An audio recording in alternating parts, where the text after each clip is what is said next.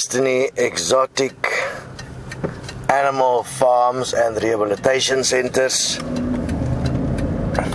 We are now moving more into that arena.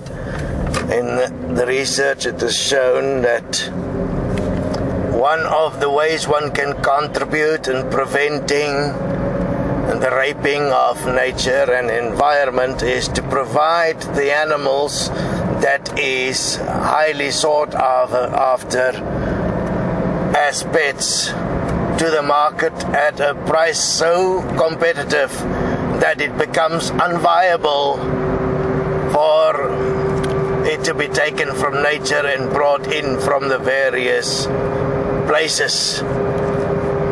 This will obviously take time, because also an equal money system will take time before this whole exotic pet trade will come to an end. So in the meantime, we'll be doing what we can. It'll take time to place the whole thing into action. We are already busy with several of the points for some time. It will now escalate, and it also forms the basis for other countries to start similar Desteni farms, because it has the potential to actually be financially sustainable. What will be happening, for instance, here on Desteni Farm, or what has been happening in the future as well, is that it will be open to volunteers eventually to come and spend a gap year and work with exotic animals.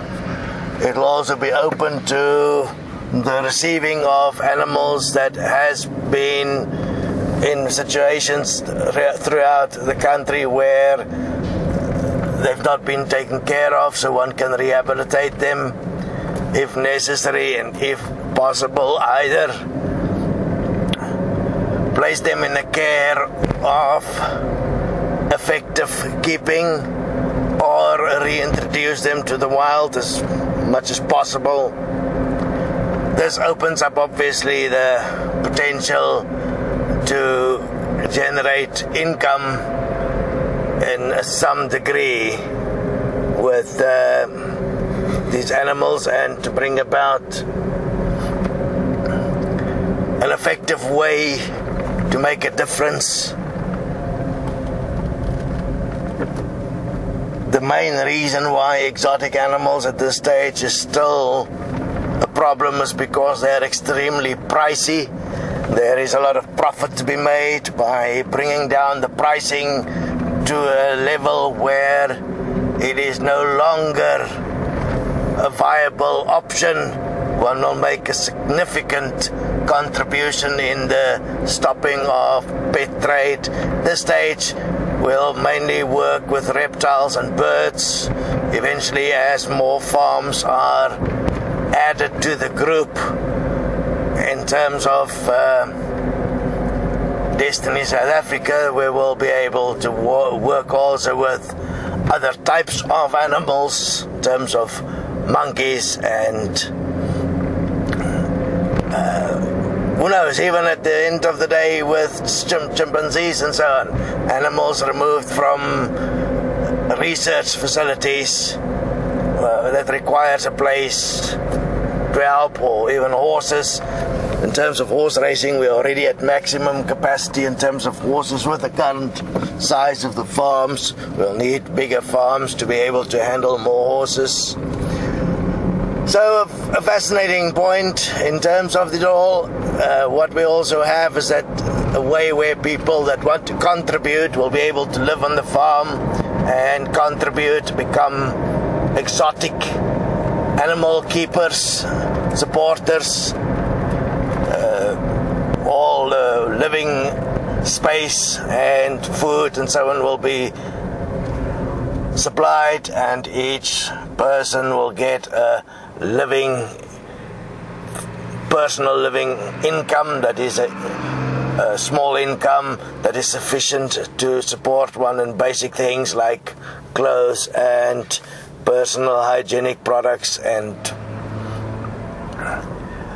building up a little bit of money for when one move on to another scenario. So each person is treated equally within this principle. So there you have it. Possibility now is starting to open up to look at other countries as well, following a similar line or layout or way of dealing with animals, exotic animals specifically, and making a business out of it so that the farms can become viable and effective. In terms of that, we will suggest eventually that people that do this first come and visit the farm. It'll possibly take us another 2 years for this to become really effective. So with enough research, we will be placing it on videos and so on, so that one can see what one can learn from it and learn from each other. And we'll also obviously look at people that has done similar points at this stage. The important point though, there is ways that one can actually make a difference in terms of the abuse that's happening to animals. And then the ultimate solution obviously is the equal money system. So if you are ready to understand this, then join us.